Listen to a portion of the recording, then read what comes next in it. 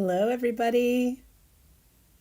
How are you today? Ready to make your last class cards? I'm so excited. I'm going to give people a couple minutes to find us here, and then we will get started. So as you're joining in, go ahead and tell me in the comments something. I don't know, just let me know you're here. Let me know where you're coming from or how much fun you've had this weekend so far. I'm sure you've all had so much fun. But we have made it to class number 6, which is bittersweet, isn't it? All right. I see a few people coming, and I just saw my face pop up on my view, so now I can see that my face is showing. All right. Hello, everybody. I'm just getting my camera set up for when I go to my next view. Where are you all joining from? Waited all day for your class. Oh, Donna, you make me feel so good. We're going to get our hummingbirds on in just a second here. Oh my gosh, I already know I'm not going to keep up with all these comments. Maybe once you get working on your cards, it's going to quiet down a little, right? You guys should be seeing my face now. Can you tell me if you see my face? It was a purple screen at the beginning, but now you should be seeing my smiling face. So, oh, Penny, I see you're in Michigan. I grew up in Michigan, actually, just near Flint, Michigan, in Clio. Yeah, don't fit. That's right. Let's see who said that. They're going by fast. Somebody said, don't quit before the finish line. That's right. We have some more inky fun to do in this class, so I am super excited. All right. Thank you guys for telling me where you're joining from. I just made a little thing pop up. All right, guys. Hello, hello, hello. All right. I don't know at what point I should go ahead and just dive right in, but I want to make sure that everybody gets a chance to get in, get situated, say hello. You guys see and hear me. Great, great, great, great. So I am, this is today, between this and I did a demo over at Crop on the Cape with Jen Shirkus. It's my first time using this whole switcher studio to switch what I'm showing and do picture-in-picture and all this exciting technology. And I'm like, whoa, I may be way too old for this kind of, new tricks. I'm an old bird. So grew up in Livonia, Michigan, Mary. Very cool. I'm a Michigan State Spartan. Sorry if you're a Michigan fan, but I am a Spartan. Yes, I see Catherine is saying, put question if you have a question for me. I will do my best to see them. If I don't see your question and it's pressing, just type it again or say, do it again, and I'll try my best to see it. And then, of course, we have our Facebook Live after this, where I will be focused definitely on all questions all the time. So, all right, guys, I think I'm going to start jumping in a little bit. I'm going to say that I am Libby Hickson. I work for Hero Arts.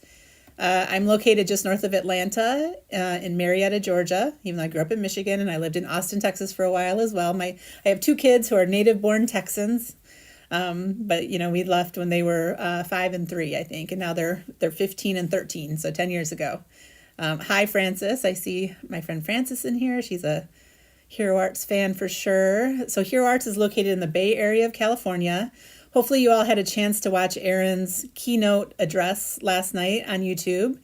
He is such a wonderful, caring, generous person, and I'm so honored to work at Hero Arts. He's my boss. He's the owner and CEO, and he runs the company along with his wife Laura, who is our design director. She's the one that has the team that does all the stamp designs.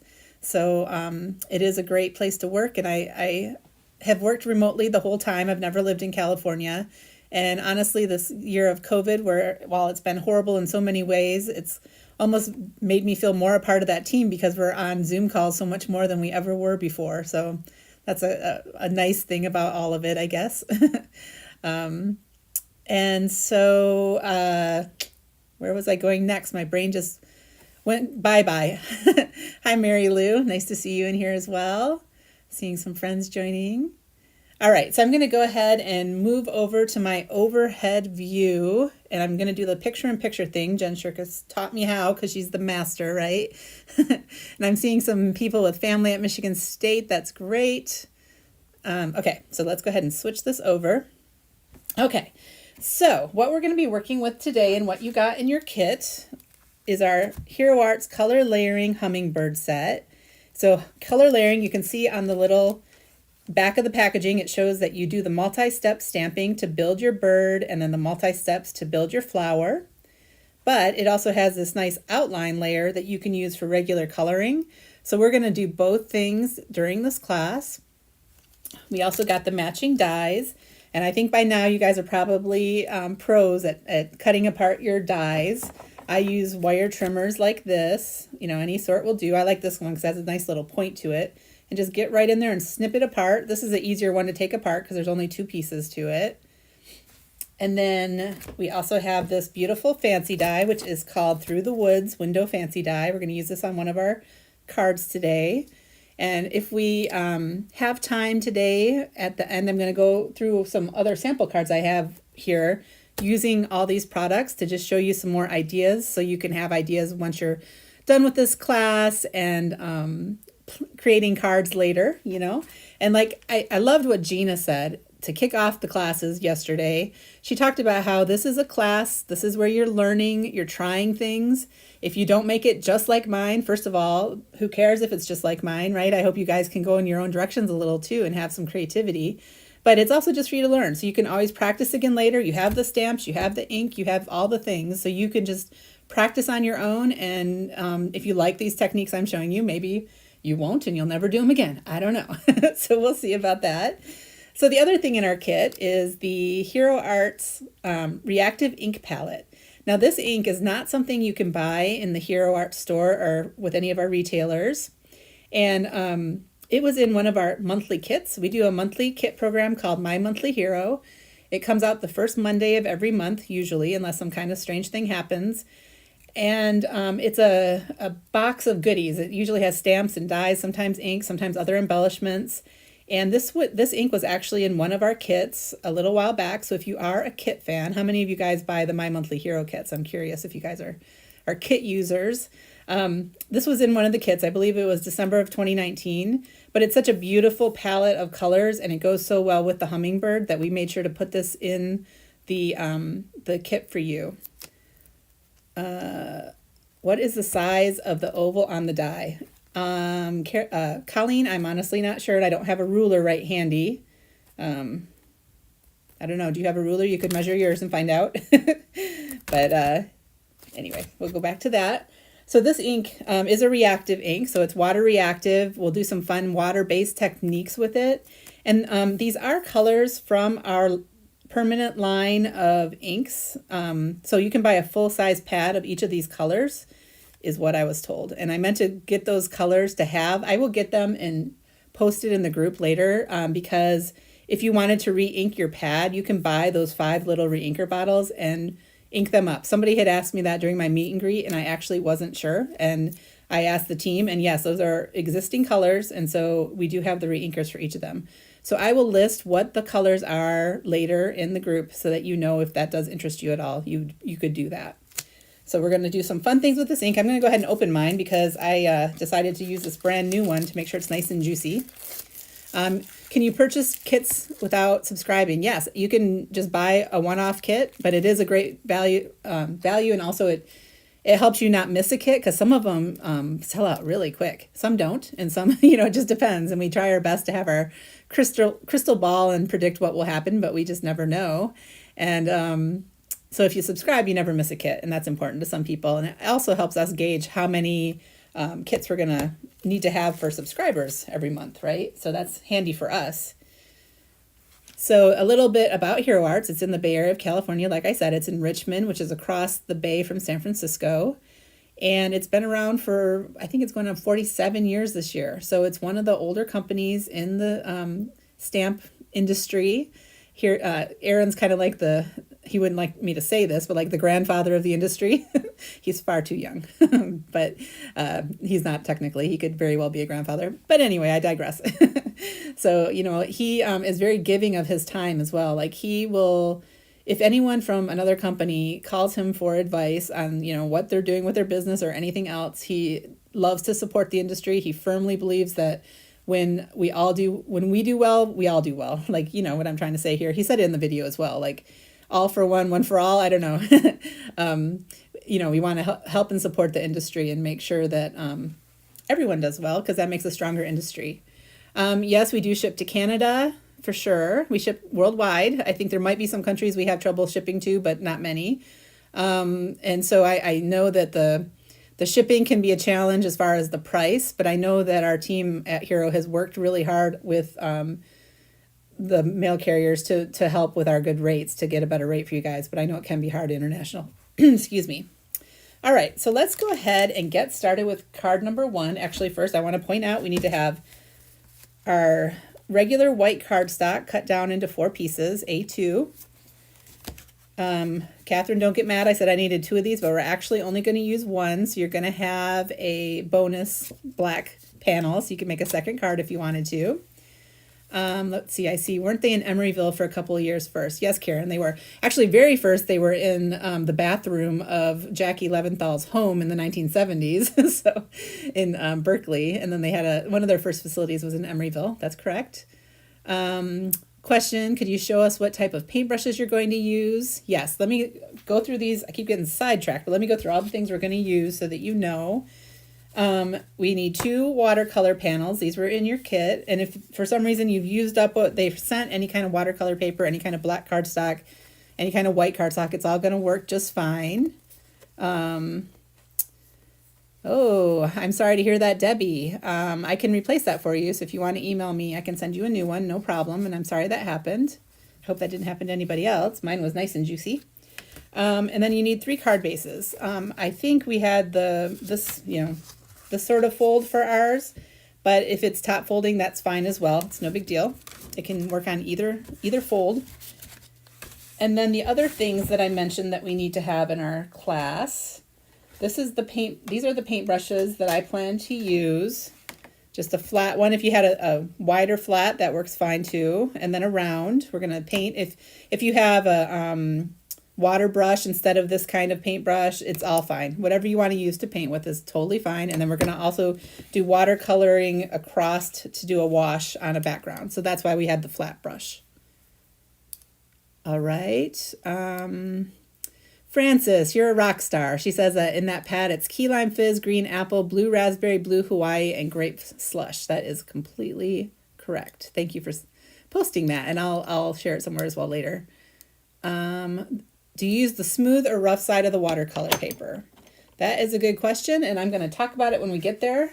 But I like the rough side. I like to have that texture, but you can use either. Either side is fine. We're going to stamp on it, right? Let me see if I'm lying to you. Yeah, we're going to stamp the hummingbird for sure. So if you don't want to have the bumps when you're stamping the hummingbird, maybe you want to use the back, but when we're doing our wash, you could have the texture on this side. So we'll talk about that when we get to that card as well. Let's see what else. We need to have some blending brushes for one of the cards. I have Picket Fence Studio ones here. You, of course, have your Gina K ones. They're probably all inky, but if you've been able to clean them out enough that they won't mix colors too much, you could use those. You could also use the Ranger style blending tool. Any of these things will work just fine. If all you have is a sponge, that's fine too. All right. Let's see what else. We are going to have some adhesive, some foam tape. We have the foam squares that came in the kit, and then there's also the small, whatever kind of foam you have. These are ones that I also have that are from Scrapbook Adhesives as well. And then, yeah, that's about it. I'm going to use liquid glue, so whatever kind of adhesives you guys like to use are fine. And then a corner rounder on one of the cards. I'm using my rectangle infinity dies for mine. This is a Hero Arts die, and I'll show you how I use that when we get there. Okay, so what we need for the first card is, looking for it in my bin. Where did it go? Here it is. I felt like Vicki Booten there doing a little song as I was looking for my card. So this is what we're going to use. We're going to make first. So let's start out by doing the background. So I'm going to do it on a craft sheet, but you don't have to have a craft sheet for this. You might just want something under your surface because it can be a little messy. And we're going to use the plain white cardstock, which is this one right here. Are all your inks reactive? No, Brenda, they are not all reactive. We have regular dye inks as well. All right, so I'm going to go ahead and do this. So what we're doing is direct to paper with our ink pad. You can see it has the 5 different colors in it. And I'm going to put it like halfway on my paper and just scrub back and forth. And it will take some doing to get full coverage on this. You need to just keep going back and forth until you get it. And yes, it is a lot of ink we're putting down. And you do kind of want to go back and forth just a little so that you're not leaving any kind of gap in between. All right. And then when you have that how you like it, you just turn around your paper. I'm going to go ahead and clean this up because I don't want to mix colors. This one might have actually been okay to do on a scrap paper instead of the craft sheet so that, you know, it's less easy to mix your colors up. So now I'm going to just turn my paper around or turn your pad around, whichever way you prefer to do it. And another tip on this is, I was going to have a little post-it here, but if you need something to kind of hold this so you don't get all inky, there, I'm using my lid, that works. So something to hold it in place. So you can see I'm just scrubbing back and forth to get this on here. And we actually have ombre ink pads as well at Hero Arts, which are our dye inks in a pad sort of like this. Usually they only have 3 colors in them instead of 5. But you could do a similar technique on the background with one of those as well, which I think is what I did at the Crop and Create Delivered scrapbooking event back in last fall. So I think I did a demo of that with our ombre ink pad at that event. So if you saw that, you've seen me kind of do the same similar background. Okay, I'm missing a little bit of ink right there. I'm going to try to rub that in. So now this is very wet and inky, so I'm going to set this aside to dry.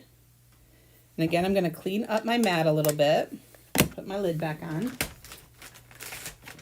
This time I am going to use a baby wipe to really clean up that ink.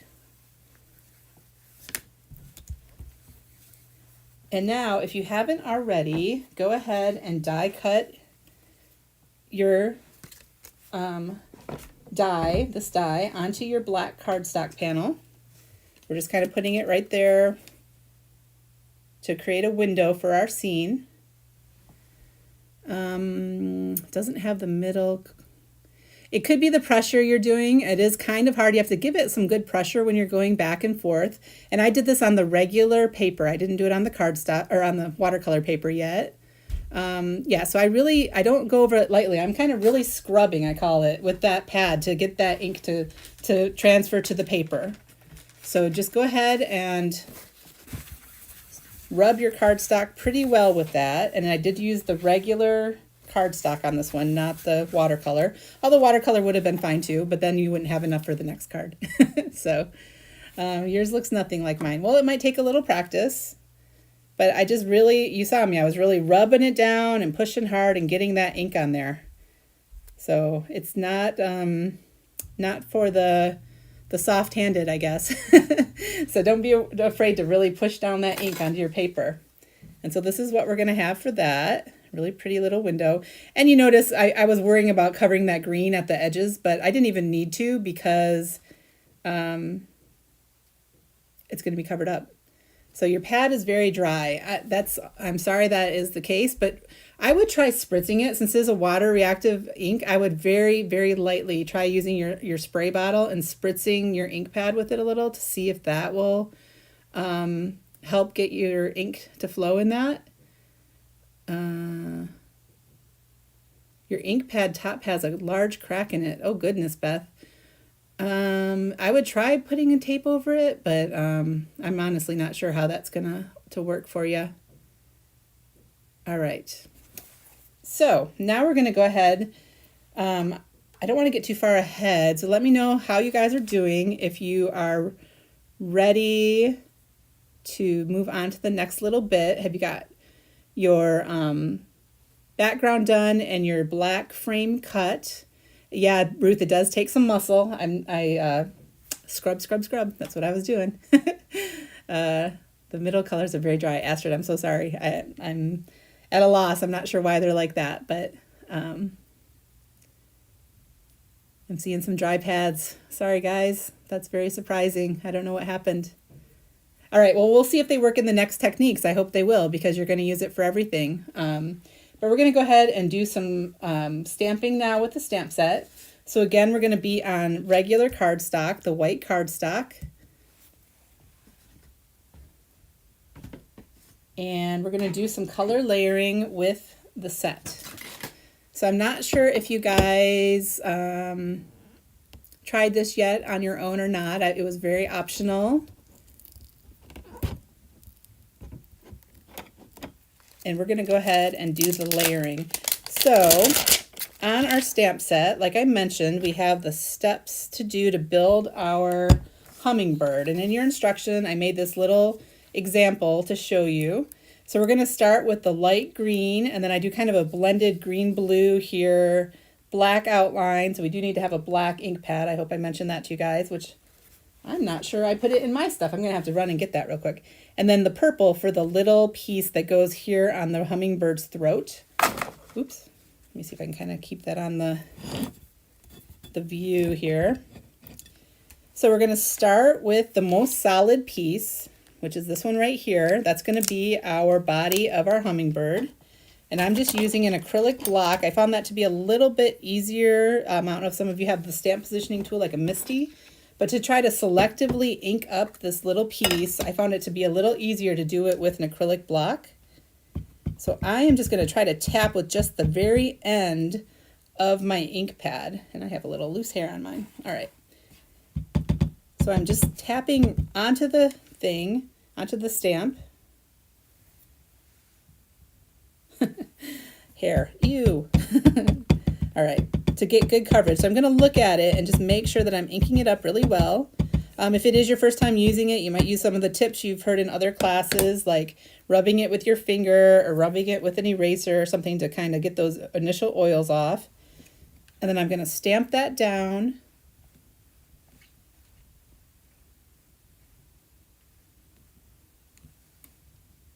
Yes.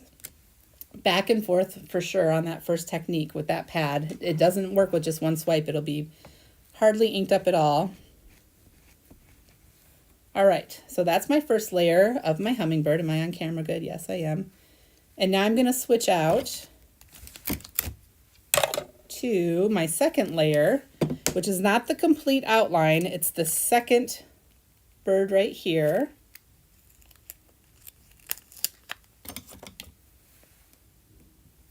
Yeah, if you want to use a Misty, of course, you are more than welcome to do that. I'm not saying you can't, but I have a little easier time with this kind of stuff doing it right on my acrylic block.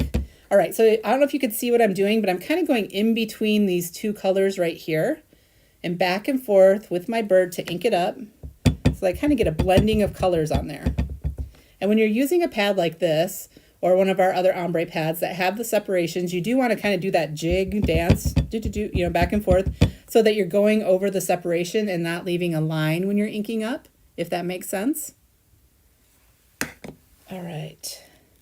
And now I'm going to try my best to line this up, which I definitely do better when I'm not live on Facebook. But I will do my best here. We'll see. So I'm just trying to line it back up with the bird that I already stamped, the layer that I already stamped.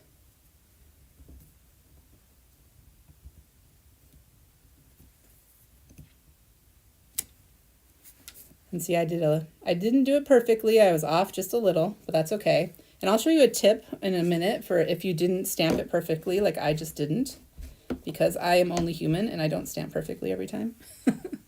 I'm sure some of you can relate to that. All right, and now the next layer that I'm going to do is the black outline layer. And I am going to have to pop up and grab my black ink pad because silly me, forgot to put it in my bin here. So I'm getting him ready. I'll be right back.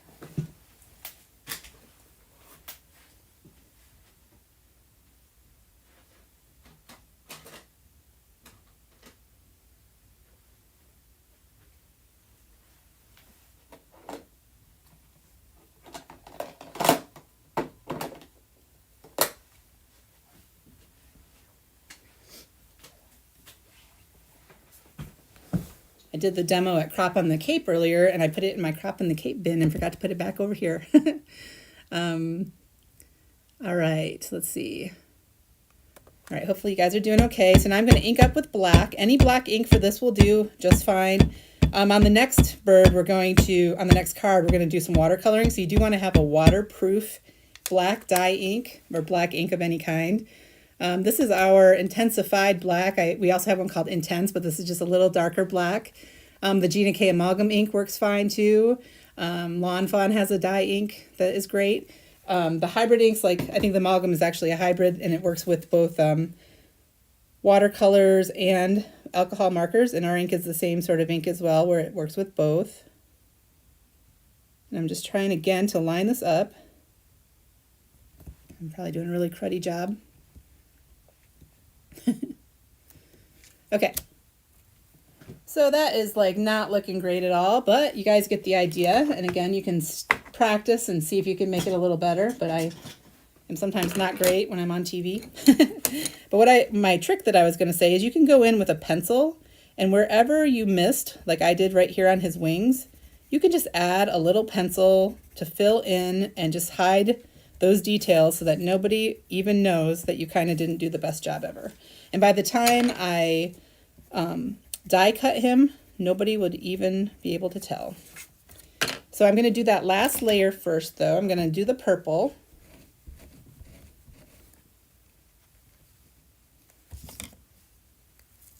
Somebody did it close to the edge and didn't leave enough room for their beak. Oopsie.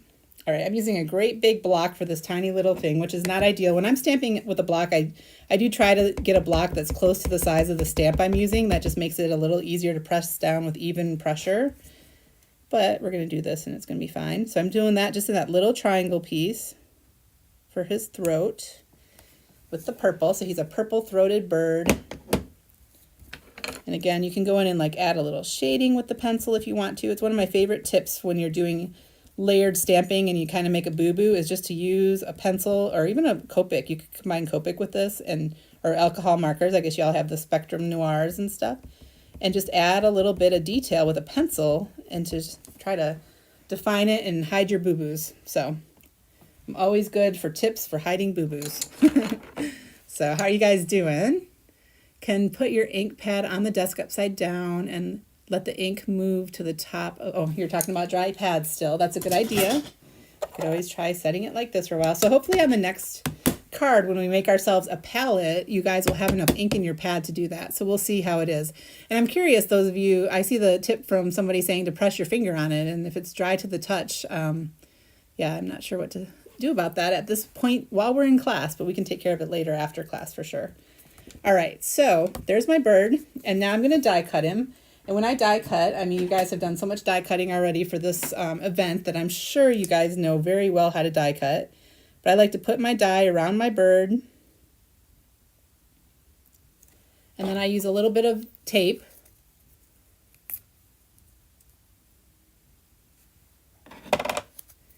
And then I like to make it less sticky on my hand or on my pants. And that's what I use to tape my die around my bird. And then I'm going to die cut him. I'm going to run him through my machine.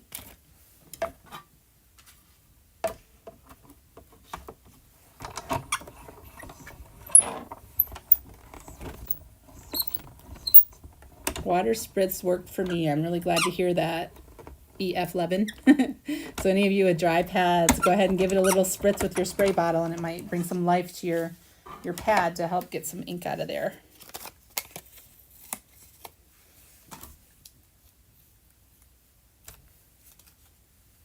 All right, so there is my cutout hummingbird.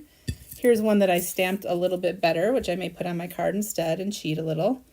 But, you know, they're not that much different. And, yeah, nice. Like it. So I want to see how you guys are doing. Are you getting your birds all stamped and ready to go? We also have to stamp some flowers, so I will go ahead and move on to that next. So for the flowers, again, the little guide in the booklet. For this one, I did it the opposite. For this one, I actually did the outline first and then filled in with the purple for the flower and then the green for the little stem area. And then I took one of my pencils again, a yellow pencil, and just filled in the flower center with my yellow pencil. So if you want to add a little color in the center, you can do that. Let's see. Watercolor pencil or other. These are just colored pencils. They're not watercolor pencils. They're just colored pencils, but a watercolor pencil would work for that as well, I would think. And you could, use a little brush to blend your colors as well. That's the thing about these reactive inks. They are water reactive. So if you wanted to take a little paintbrush and try to blend them, you could do that. We need this in a dragonfly. Well, I think, Kristen, we have a dragonfly stamp. Want to see real quick? The thing about our color layering is we have color layered pretty much everything under the sun. So we love our color layering stamps at Hero Arts. Let me see. You can see that on my catalog. There's our color layering dragonfly. Is that on the camera? So, Kristen, we do have a dragonfly as well. Isn't that beautiful? All right. So I'm going to go ahead and stamp a flower. Let's see, we're already a half hour in. Oh my goodness. All right. So let's go ahead and stamp our flower, and we're going to do it 3 times. So again, we're going to take our outline. Put my little bit back and take my black ink again. Where did my black ink go? You guys, I just had it. There it is. And go ahead and stamp the flower 3 times.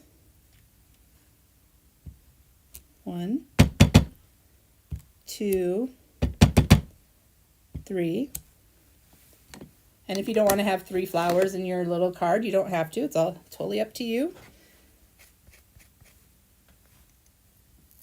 And I'm just using a baby wipe to clean my stamps for now. We also have a cleaner at Hero Arts called Ultra Clean that really gets them nice and clean. Now I'm seeing somebody else ask about the dragonflies, probably because I am behind a little bit on your comments. But yep, you guys saw we have one. Oh my goodness, so many defects. I'm not sure what the heck is happening with you guys. I'm so sorry. But all right, so I'm going to go ahead and add my flower, the purple to my flower. So again, I'm just using, it's off my camera, but I'm using the purple end of my pad, selectively inking that up and then putting the ink on my flowers. Ooh, I did good on that one.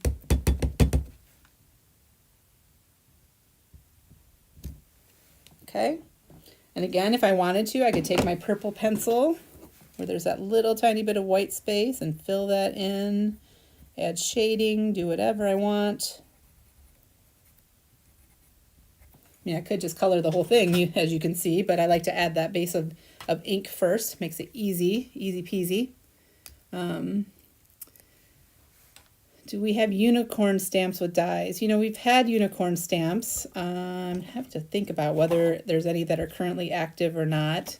We don't have a color layering unicorn. That would be cool, wouldn't it? That'd be so much fun to add all kinds of colors, like to the mane of the horse. That's a good idea. I like that. All right, adding some green to my stems.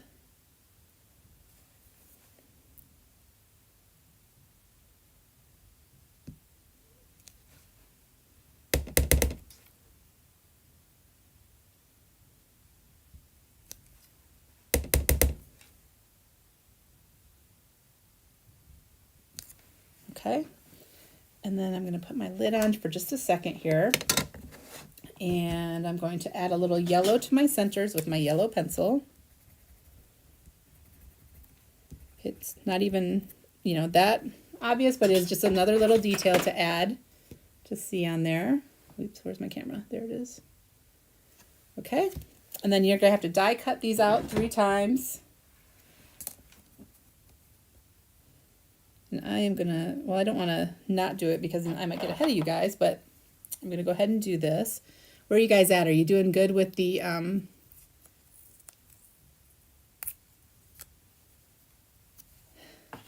okay. Are you guys doing good with the color layering? Is it all getting done?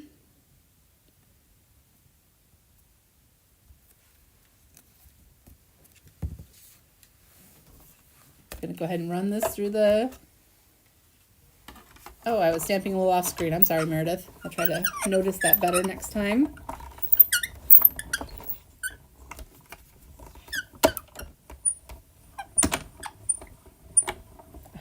I know my picture-in-picture looks very awkward right now because I'm holding on to my die cutting machine, which is just off camera. All right. So there's my little flower. I'll do another one. You guys see that on camera? Get these out of the way.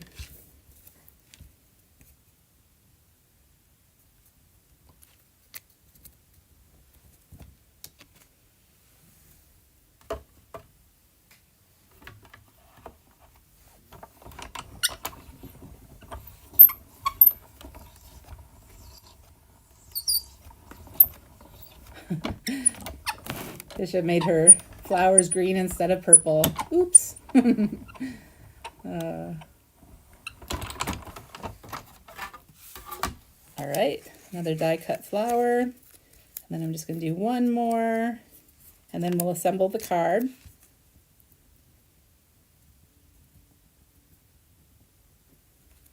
So we have color layered pretty much. I say everything. We certainly haven't done everything, but we've even had color layering octopus. I mean, all kinds of things. And then we have another, if you like this concept of layering stamps, we also have heroscapes, we're calling them, which are landscapes that are from Hero Arts. So we have a field of lavender, a field of tulips, field of sunflowers. We've had waves and a vineyard, and at Halloween we had a cemetery one in an old church. So those are really fun too because they build a scene with the same kind of layering technique. All right, so now I have my 3 flowers and I have my hummingbird. Now the other step for this one is to add my message, which I really should do this in my MISTI because I will probably mess it up, but let's see how it goes. I'm going to do sending a little love, which is this one right here. Lindsay, lined up your purple neck piece. Good job. And if you're struggling with the lining of these up, it gets easier the more you practice with it. So, you know, if you like this idea of color layering, go ahead and keep practicing. I just realized I used, there's actually 2 layers to the little tiny stem on the flowers, and I used the one that was less solid. So the solid one would have been a little better. I'm like, why am I missing parts of my green? And that's exactly why, because I grabbed the wrong layer. But I figured we didn't need to use 2 greens on that because it's so little, but if you wanted to, you certainly could. All right, so now I'm going to just put my message here and pick it up with my block, and that's a good tip. I know others have said it as well, to make sure that you don't bend your message at all as you're putting it on your block. Then I'm going to ink it up with my black.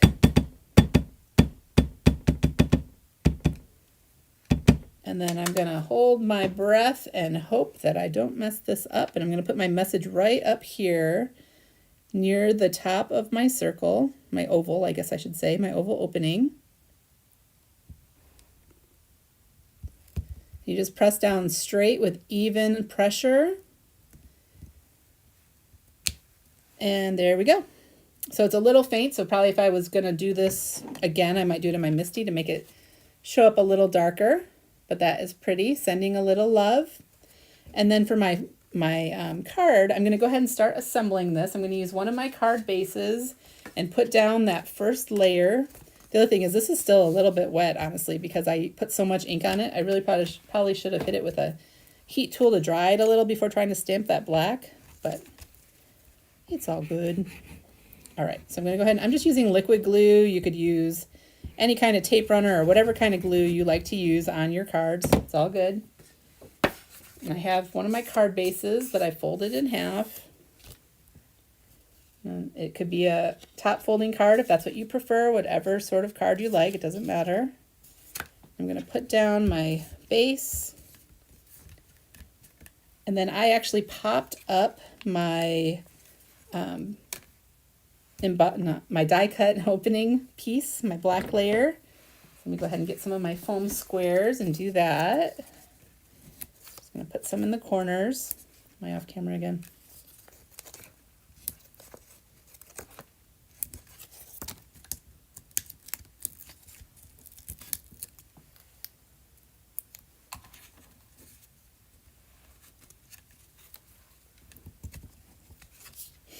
Lynn, that's a great technique or tip with the acetate. Another thing I like to do on a stamping platform like the Misty is to make a little template by die cutting. Ooh, I did that terribly. Let's see.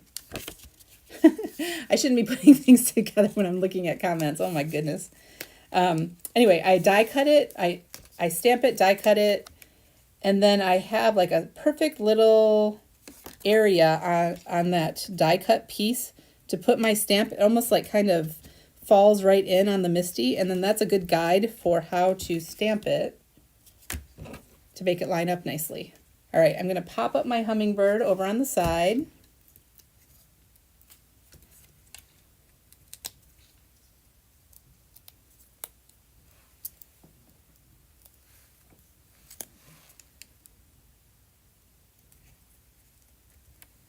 Okay.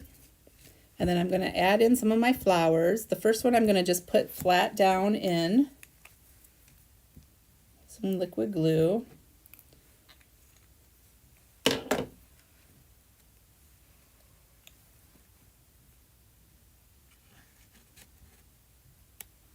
Okay. And then I'm going to use a pop-up dot for the next one. And we're going to put that right in here.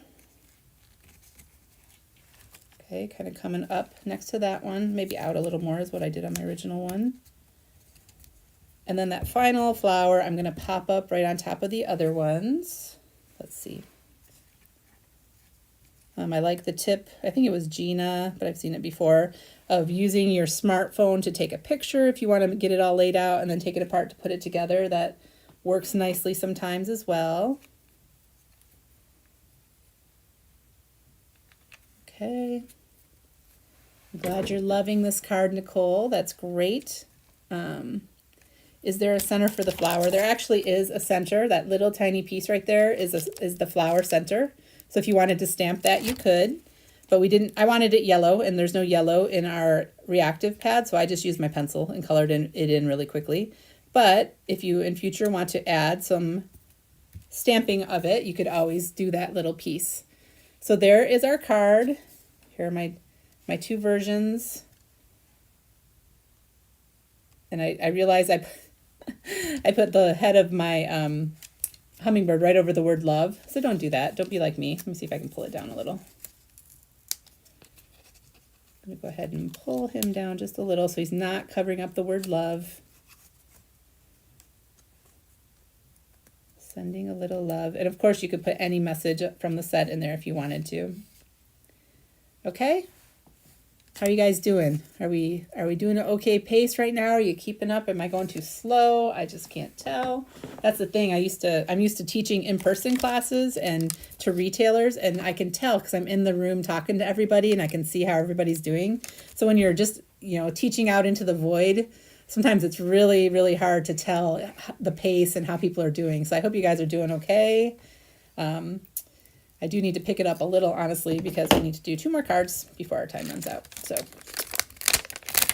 all right. So now our next one, for our next card, we're going to put this away for a minute. We're going to get out our watercolor paper, and we're going to do a wash on this card. So now you're going to need the flat paintbrush. You're going to need a cup of water, and we're going to make a paint palette with our ink pad right on our craft sheet, or you could use the plastic packaging from the stamp set. You could use a big acrylic block. Probably, oops, I just moved my thing. You probably don't want to use your beautiful Crop and Create block. You want to keep that as a beautiful piece on your what am I trying to say? On your desk. But you could use that as your palette for the ink. Just something to put your ink on while we paint with it. So let me grab my water and my paper towel.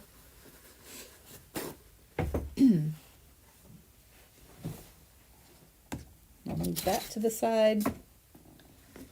And my paintbrush. I'm like, I know it's here somewhere. I was showing you guys it. Let me make sure I'm centered on my screen. Well, I need to make my palette here. So to make your palette, Karen, you're very sweet to say that my classes are amazing. Yes, I have to keep going and they can watch on replay. You're 100% correct. All right, so I'm going to go ahead and just swipe this, kind of like we did on the cardstock, but just right on my craft sheet or on your acrylic block or on your packaging, whatever you're using as your source of paint.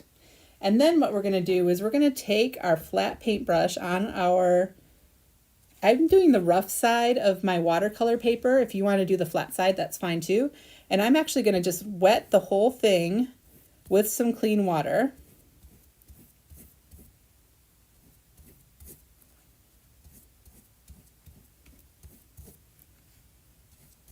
And we're actually going to trim off part of this card at the end.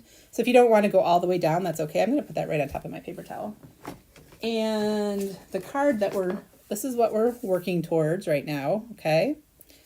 So on this one, we're going to take some of this ink and use it as paint. And we're just going to wash it across our cardstock, or our watercolor paper, I should say. Go on to the next one. And just let them blend together down your piece of watercolor paper. Okay. And the more water you add, the lighter it's going to be. So if you want it to be more bold, add less water. I'm just using all those colors to create a wash in my background. I need to make sure and get the purple on. I'm a purple lover. I'd hate to not have my purple. All right. So you can see this beautiful blended wash that we did on the background. Really, really easy. All right. I'm going to go ahead and grab my heat tool. First, I'm going to go ahead and kind of tap that edge where there's water pooling and just let that come off. And then I'm going to hit it with my heat tool. Sorry if this is loud for a second, but I'm going to go ahead and help dry it, help it move along.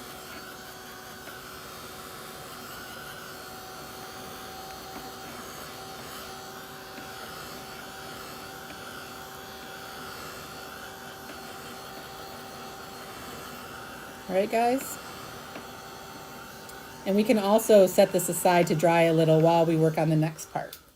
So I'm going to set that aside, and next I am going to go ahead and stamp again.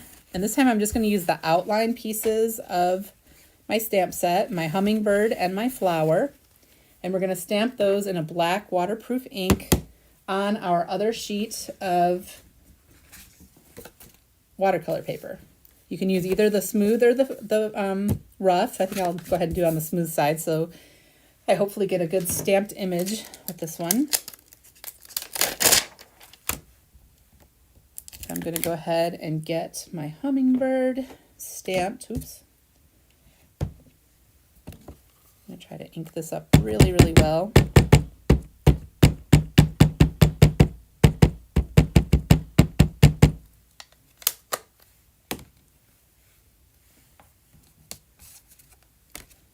All right, I'm just stamping him down in black. Okay, nice. Clean him off a little. And then I'm going to stamp the flower.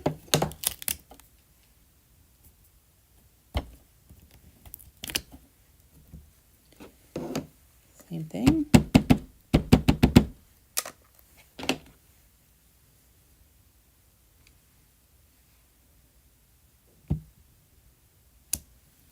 Okay, now I'm going to go ahead and hit this with my heat tool just to make sure it's good and dry, since I am going to watercolor. I don't want to smear that black ink at all. It is waterproof, but while it is still wet, it could smear, and I absolutely don't want that to happen. So I'm going to go ahead and hit it with my heat tool. And I do flip it over and do both sides so that I can try to minimize some of the curling that's happening. And some people like to tape down their projects when they are doing watercolor. I am just not that fussy. I don't like to take the time. But that is a good thing to do if you really don't want to have it curl up or do anything when it gets wet. And you guys, I realized I cleaned up my watercolor palette, which was silly because now I need to do it again. And I'm going to go ahead and use my round brush this time. And now we're going to watercolor the little hummingbird. So I used the light green on the outside wings. I used more of the middle tealy color on his chest. I used the purple on his throat and more of the light green on his head. And I think I did blend in a little of the second green, the darker green on the edges. And then on the flower, again, it's the purple and then green stem. And you can see I put just a little bit of glitter glue on these when I was all done, when it was completely dry. And I used, this is a new glitter glue from Hero Arts. It's called Lacquer Pen, Sparkle Clear Lacquer Pen. And that's what I used right there. But any kind of glitter that you might have will work.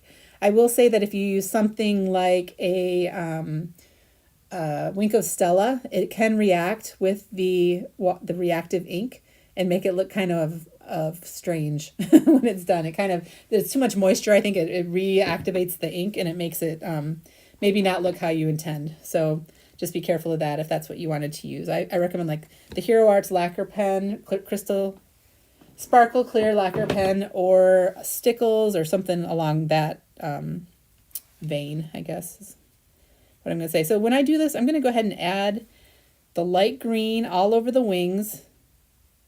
And then I'll let that dry a little bit, move on to another section, and then go back and maybe add a little shadowing with the darker green. So I'm just painting him in. And this is not fancy watercoloring. I have confidence that any of you could do this kind of painting.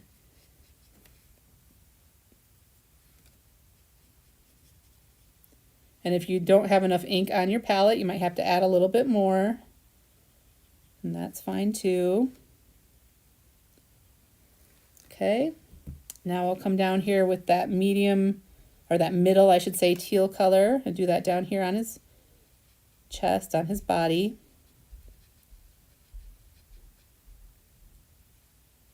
Now when you're watercoloring, I'm kind of rushing this along, but you do want to make sure that you kind of let it dry in between areas before you touch them together, because the watercolor will run. I'll go ahead and go over here and do the purple on the flower next.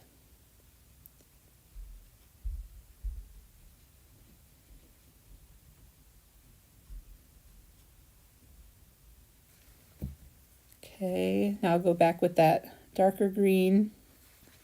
Just add a little here and there. And I'll hold this up in a second to give you a closer look at what I'm doing.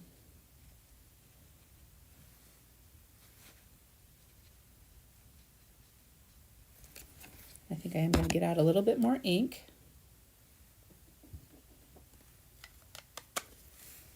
So the bird and flower again are on the, I did it on the smooth side this time just because it's easier to stamp onto the smooth side without, you know, the roughness of the other side can sometimes make your stamping get a little messed up. So if you were worried about that, the smooth side can be better, but I mean, honestly, whatever you want to use, it doesn't matter. Either side is totally fine.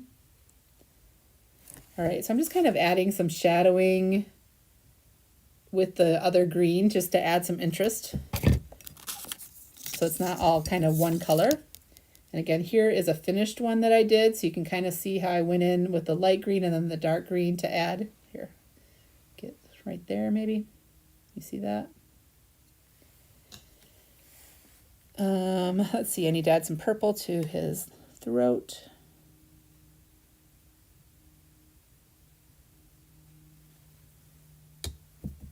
Go into with some purple again on the flower to add something.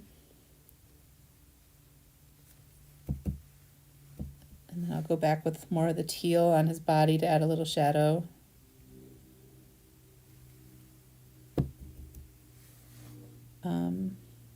I'm no watercoloring expert, I just have fun with it. I just do whatever I feel like doing, just for fun. Okay, and then a little green back on the stem of this flower. And again, if you don't love the watercoloring, you could certainly color this or stamp this on other paper and color it with pencils or color it with markers. However you want to do it is completely fine. Can you put the sample on top of your ink pad? Is that because, I'm not sure why you're saying that. There's the ink pad. So again, I'm using the purple on his throat and on the flower, kind of a combination between those. And you can see here, mine did just run a little because I was going too fast.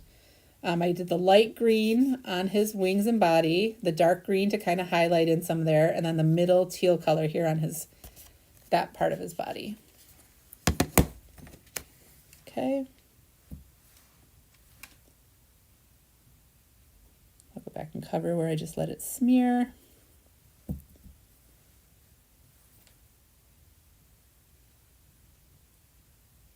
I love watercoloring. I think it's so, some people are intimidated by it, but I think it's very forgiving. If you add too much paint somewhere, you can always dab it off and try again, basically. I just think it's a lot of fun. So I'm going to go ahead and heat this again to dry it, and then we're going to die cut it.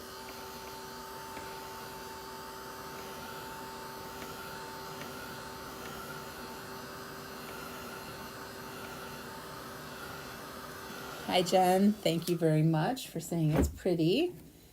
All right, so look, I'm getting inky fingers. I told you guys we're going to get inky in this class. So, okay, so if you stamped on the cardstock and not the watercolor paper, the reason we wanted watercolor paper for this part is because cardstock can pill up if you let it get too wet.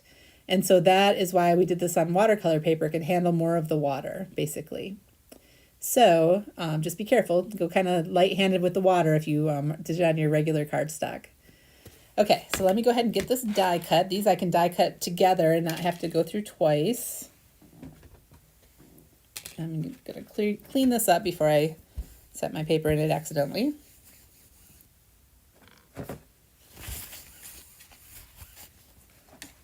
And get my tape that I used earlier and put that around my bird.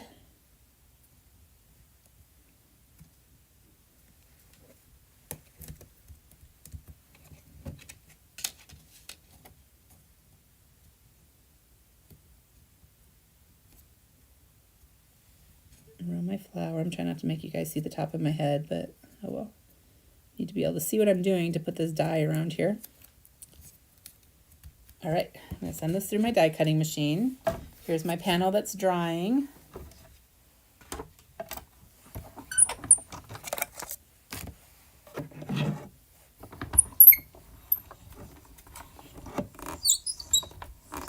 Ooh, sorry for that squeaking. That's my die cutting machine.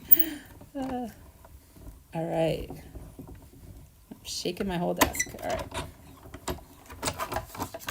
Okay, so let's see. Moment of truth. Did I do a good job with my lining it up? Not too shabby. All right. And then there is my flower. So very nice, very nice. All right. So now for the next bit, what we're going to do, let me get my stamps out of the way. I'm actually going to cut this panel down and we're going to make a square card. Let's see. I think I'm going to do, I need 2-inch squares, so 2 inches on each side.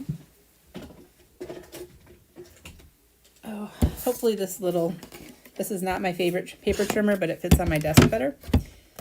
So hopefully it won't fail me right now, but I'm going to do 4 inches on each side. Oh, I don't want to get rid of all my purple because I love purple, so I'm going to go ahead and scoot that up. And then do 4 inches. My cardstock's still a little wet is why I'm worried about how this is going to cut, but it seems to be doing okay. And then let's see, I don't love how that looks over there, so I'll let that be the side that I cut off. All right, and now I'm just going to go down to 2 inches. Right, because I have it at 4. Yep, I'm going to do 2 inches here. And then I'm going to do, again, 2 inches. Kind of keep my pieces in order. I'm going to trim this down to 2 inches.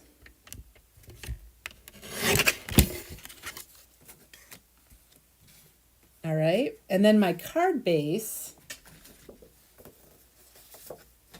I'm going to go ahead and fold this in half. And so right now my card base is 4 1/4 in this direction, right? I'm trying to get on camera without all the other stuff I have on my desk. 4 1/4 and 5 1/2. So I'm just going to trim off this end of my card to 4 1/4 as well and make a little square card.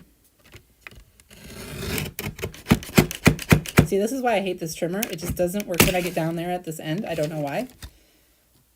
So anyway. And now this card I can either have open this way or I can have it open this way. Either way is totally fine. I think I'm going to have it be a top opening card. And I'm going to go ahead and put these panels onto my card. So I did those flat, so I'm just going to use my liquid glue, and I'm going to want to try to, you know, space them out as well as I can. If at the end, if I've kind of messed it up, I can always trim off more at the bottom. And I'm using liquid glue for this because it has wiggle room, and if I'm, you know, kind of not doing the greatest job of lining them up, I can kind of slide it a little and make them get into position a little easier. Okay, and just make sure that you're keeping your stripe. Well, you don't have to. I mean, if you don't want to, you don't have to. But I'm keeping my stripes kind of going across the page the way they were. Okay. And then I'm doing more glue.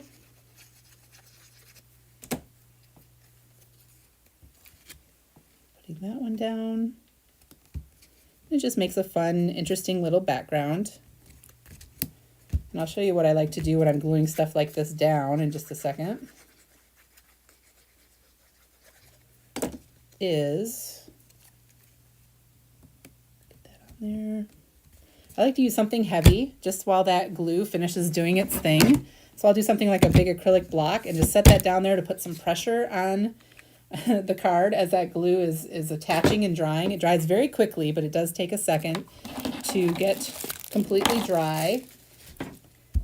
All right, and while that's doing its thing, I can put some foam adhesive on the back of my little bird and flower.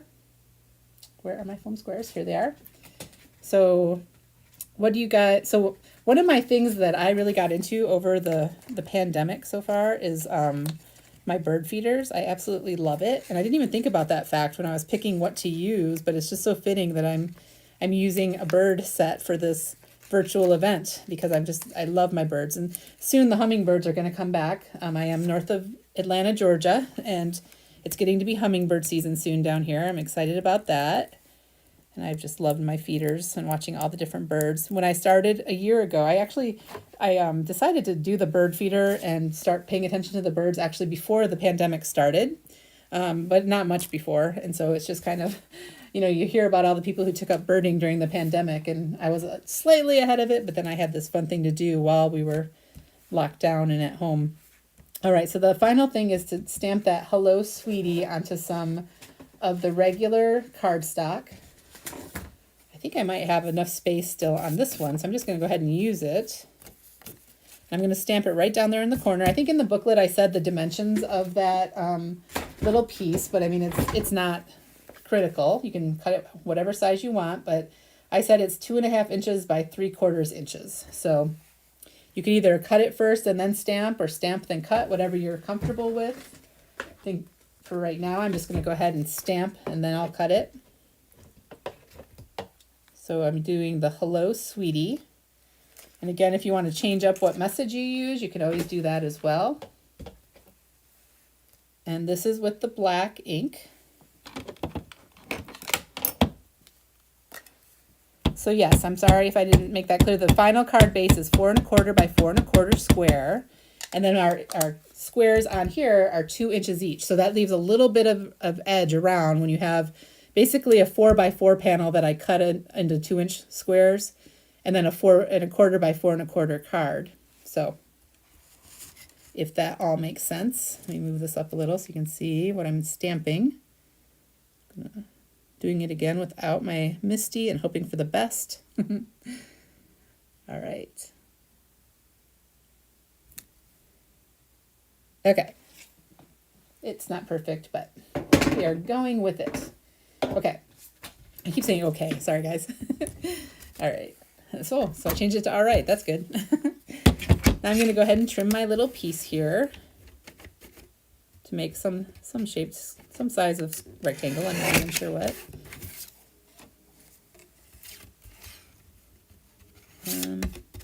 Turn that around so I have a straight edge to cut to.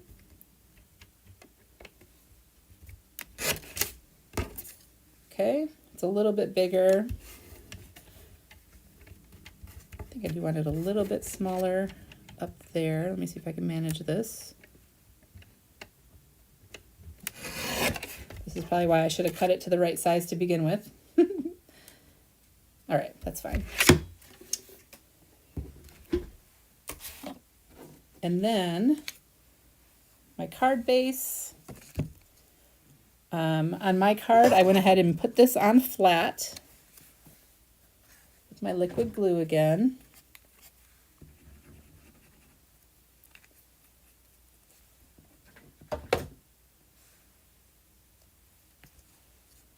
I'm going to go ahead and put this here. My card base is still a little wet, which is not ideal. If you're doing this later, you might want to slow down a little and let that dry completely before trying to glue things together and stamp and everything else, but we are forging ahead. All right, I'm putting my hummingbird, and then I'm putting my little flower for my hummingbird.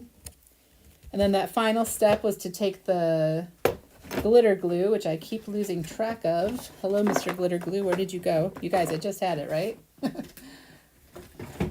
my gosh. Found it. Okay. And then I'm just going to add a little bit of this.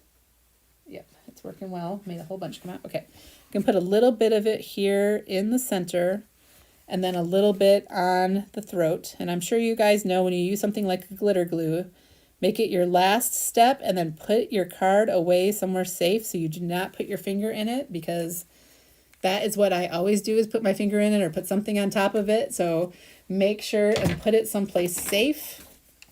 And there is the original card, which is a little nicer, and then the one I just did live.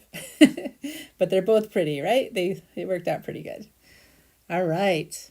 So I am going to go ahead and put this one, and maybe I'll just put it right behind me so I don't accidentally set something on it.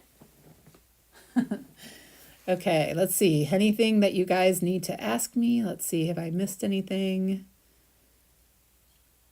Okay.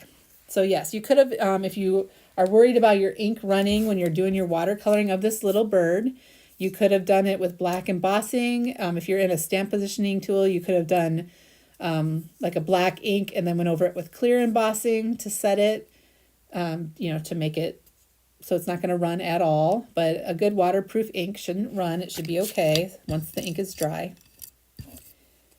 Okay. Are we ready to move on to our final card? This one's fun and different. And this one we're really going to see the reactive properties of this reactive ink. What's the finger status, guys? Are you guys getting inky? I'm getting inky. It's not a Libby class if you're not a little inky at the end of it. So, all right. So for this one, we're going to do ink blending. And this is the card that we're going for. And if you don't feel confident ink blending and you have a ink pad that's not making you insane for being a little dry, you could do that whole direct to paper thing that we did on the first card again.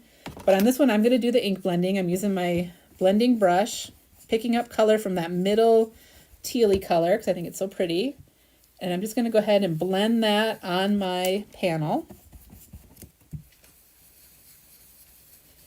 And on this, if I'm not perfect, we're going to be covering up a lot of it in the end, and so it's okay. Like if you get some splotches, which I'm getting because I'm not being very careful at the moment. But first of all, this reactive ink, it blends so nicely that it really comes together well and blends on really smoothly. So just give it some time to get the ink on there and blend together. And you do want it to be somewhat dark. You don't want it to be a really light ink, because we're going to actually take away that ink with water in a minute. So we want to have something there for it to work on, if that makes any sense at all.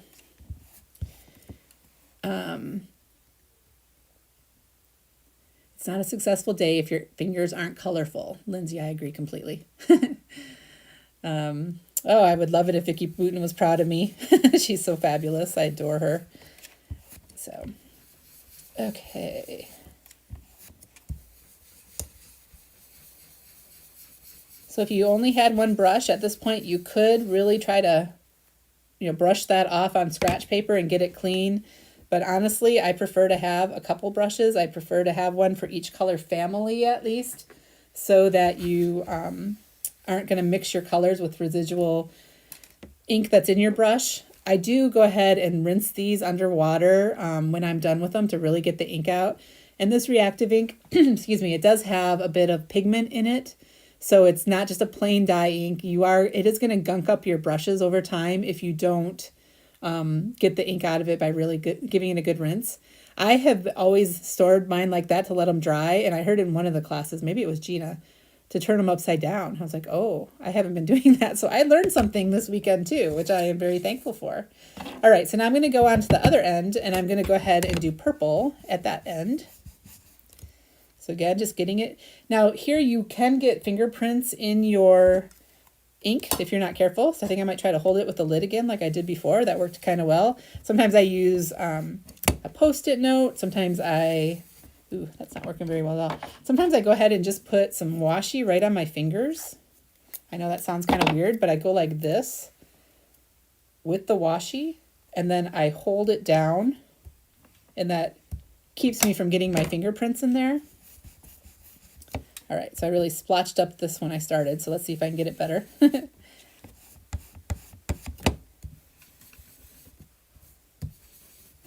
And one tip about ink blending, if you are having a hard time, some cardstocks are easier to blend on than others. I find the Bristol cardstocks easier than just regular cardstock. I find the Ranger heavy stock is really nice to blend on, I think, right? I'm drawing a blank. My mind doesn't work sometimes when I'm teaching and live and doing all the things. But I am trying to get this dark, so I am kind of holding my brush at the head and really pushing. Not really pushing, I guess. I'm not pushing hard, but I am trying to get a lot of ink on here. You can see what I'm doing.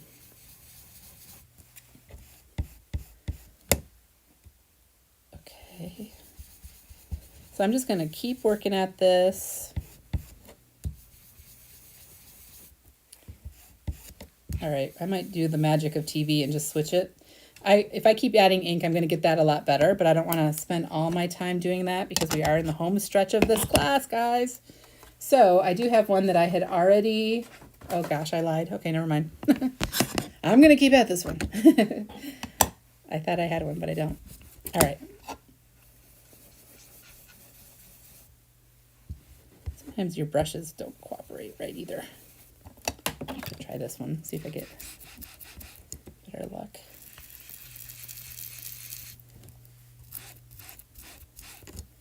And you have to kind of get less ink at a time because you're only using that little strip to get your ink out, which can be a pain. Now I'm trying it with the Ranger tool just to see if I can get it down a little bit faster than with the brush, but either one works great.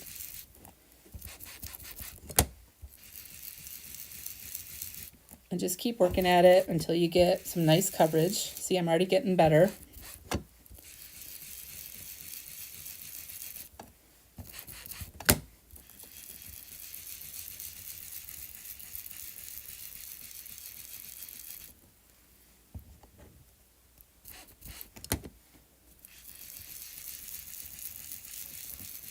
Okay, guys, I will call that good. Sometimes it's good to go back over with the other color at the center to try to help blend those together where they meet in the middle. Okay, and I'm calling that good because we're going to do some technique over this that we don't have to have it perfectly smoothly blended because a lot of it is going to be covered up. So I'm going to wipe this off just a little to help with my transferring of color, or not transferring as the case may be. And I'm going to go ahead and wipe that off.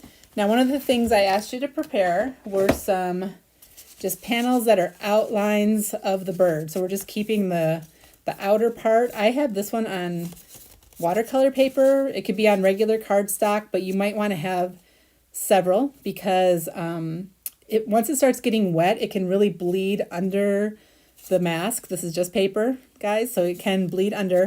And so I don't want it to get too wet and cause my hummingbird to become totally misshapen and not true to a hummingbird anymore. But what we're going to do is we're going to take our paintbrush and a cup of water, clean, plain water.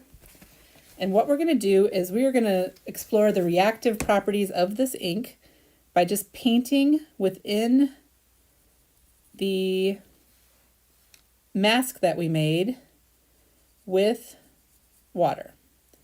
And what that should do is kind of bleach the ink. It should react and bleach the ink and kind of take away that color.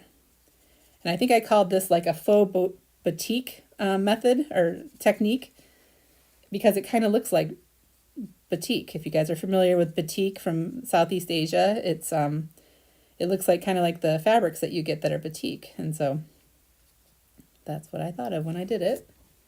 Okay, and it does start working more and more as you let it sit.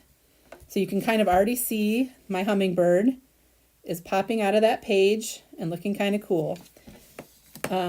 I did use regular cardstock with this. If you add too much water, it is going to get pilly. So you do need to be careful of that. And again, if the back side of your template is getting too wet, you might want to switch it out because you want to be able to still see a bird. See how my beak is even getting a little wacky there? So you need to be careful of that. But I'm just going to keep painting with plain water on this bird to do my faux batik, as I like to call it.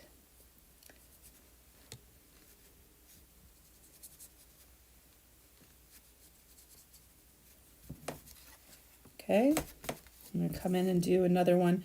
I just realized I'm doing it upside down compared to my original card. My original had purple at the bottom. This one has purple at the top. Doesn't matter. It's all good.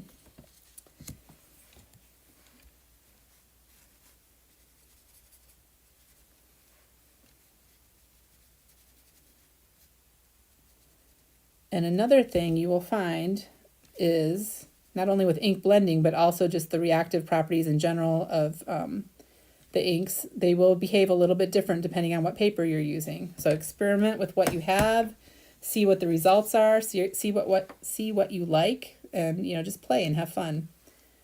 So am I on camera still? Yep. Okay.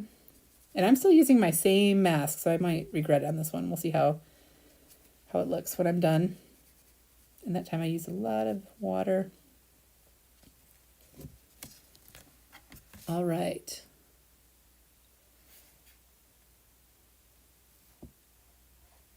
With the die cut stencil material. Susan, I don't know. I've never tried that, but that is a really, really cool idea. And I would love to know if it would, because that would make, that'd be fun to use a stencil material and make a mask like this that is a material that you can just keep and use over and over again. I love that idea. That's really fun. All right, so now what I'm going to do is you can either do one of two things. You can just take your paintbrush and kind of tap on some plain water. You could take a spray bottle and spritz it. I had you guys have a spray bottle and I didn't actually end up even using it. Sorry about that. But you could have been using it to wet your ink and whatnot during this. All right. And then one thing you can do to really make those colors come out quicker is to put a piece of paper towel down and soak up that extra water. And there we go. That's looking pretty cool, isn't it? What do you guys think of that? Does it look like a batik fabric to you? All right. Okay, so now the last steps on this card, I don't want to do it yet because it's still dry, it's still wet, but I stamped the happy birthday to you on there. And then what I did to finish this card, if you have a corner rounder, you could use a corner rounder, but I took my rectangle infinity dies from Hero Arts and I cut out, I should have had this prepared so I knew which ones I used. So the panel with the hummingbirds, I cut with this size, and then I took this one and cut my entire card base. And the way I do that is I fold my card And I'm going to line up the rectangle right on the inside edge. So this edge is not cutting the cardstock, if that makes sense. So your card is right inside that cutting line. So you don't cut your seam, but then it's going to cut around the other parts of the card base. So I would put some tape on there to hold it in place and die cut it, and that's how I would finish it. This ink pad does not come in any other colors because this is not something we sell. We don't sell this kind of ink pad with all 5 colors in Hero Arts. This was a special ink pad we had made for one of our kits, which I mentioned at the beginning. And we had it special for you guys because you guys are special and we wanted to give you something fun and cool. But what we have are those individual colors into reactive ink pads. So let me show you. Uh-oh, where did I put my cowl out? Here it is. So these right here are all the colors that reactive ink comes in at Hero Arts. And so in this pad, we had grape slush for the purple, we had blue Hawaii, we had blue raspberry, we had key lime fizz, and we had green apple. So those are the 5 colors that are combined into this ink palette pad that you guys are using. But if you like the kind of watery reactive ink techniques, you could use any of these inks the same way.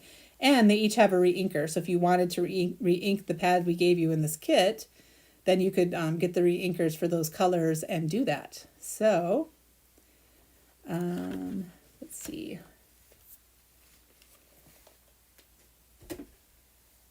So that is the class, basically. I hope you guys enjoyed it. I want to show you a couple things before my time is officially out. Here is a little, a little example of different ways you can color that hummingbird to make it all different colors. And then I also have some samples from my team. I'm the creative team manager at Hero Arts, our design team basically is what you call it at other companies. And the team makes cards for those that catalog I was just showing you and for us to use at trade shows. And so here are some from our team. This one's from Jessica Frost-Ballas. You guys might know her. Using basically the same things that we did, but just in a completely different color palette. And she just did regular dye ink when she did her color layering. This one's from Dana Joy, and just completely different. She gold embossed that hummingbird and then colored it in with very cool different colors. Here's another one similar to what we did, but in different colors with that same window dye. Another idea. Here's one done with blues and purples, really pretty. Can you see that? And a pink flower. This one's Mindy Egan. The one before was Mindy, and the one before that was Alina Kraus. And then here are some examples of that die, the window die cut in different papers with different card designs. On this one, they took the negative pieces and put them inside the frame. This one's Jessica Frost-Ballas. This one's Kelly Rasmussen. And this one's Daniel West. So just some other ideas. And I see a question about how I die cut this again. So with this rectangle die, I'm just making sure that the edge where the seam of my card is right along that cutting edge, but with the cutting edge outside of it so I don't cut off my seam. Okay. And I'm seeing, can I add some of those pictures to the gallery in the Facebook group? Yes, I can add my team's cards. I'll do that later today after this. Where do I get the plastic for my cards? I think I ordered those on Amazon, to tell you the truth. Sometimes we get them from clearbags.com. Let's see, any other questions? We're going to go over to Facebook and do questions as well, but let me just see if there's any in here. Can I say the colors of ink again? Yes, and I will post it so you guys have it. But it was, again, it was grape slush and blue Hawaii, blue raspberry, green apple, and key lime fizz. But I'll post that in the group later as well. Let's see, anything else? I hope you guys had fun today. I'm so honored that Catherine invited me to teach at this incredible event. It's been such a wonderful weekend of so much inspiration and creativity, and I'm just so happy to have been here. Are the team cards on your website? Love the frog. Yes, probably so. If you go to so the frog, that card might be on the frog as a secondary image for the frog, but let me show you what stamp that was. When I post these, any other products that are used on the card that we didn't use in class, I'll list them so you know what it is. I don't know where my little frog is at the moment, but it's called Happy Day. Actually, I know that. Why am I looking it up? I know what it's called. It's Happy Day. But I'll list that when I post it. Yeah, I listed the colors again, but I'll post those as well. Thank you, Mary Lou Marshall. Nice to see you here. Okay, well, thank you guys. It's been great. I think we do still have a discount code for Hero Arts in the group. So if you want to do any shopping at heroarts.com, we would not be sad if you did that. And inky level of my fingers is high. So successful class, I would say. And I hope you guys had fun. I will tell Erin that you want those pads like that. And do check out our ombre ink pads. They're not reactive ink, which I know the reactive ink is extra fun and special. You guys, I should just go back to my face, shouldn't I, since I'm talking to y'all?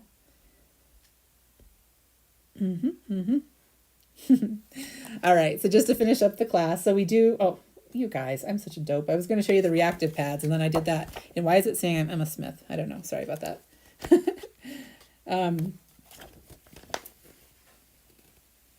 Let's see. So we have all these ombre ink pads in colors that are not reactive. It's regular dye ink, but they are the fun kind of 3-color pads. So if that interests you as well with regular dye ink, that's fun as well. And okay, I think I'm going to go ahead and say thank you for being here today in my class. And I hope you had fun. And I'll see you over in Facebook. Look at that. It says Emma Smith. Oh, good. Goodness. Anywho, you know, I just had to have one technology hitch right at the end, didn't I? I couldn't get through the class without that. All right, guys. Have a wonderful time, and I will see you over on Facebook.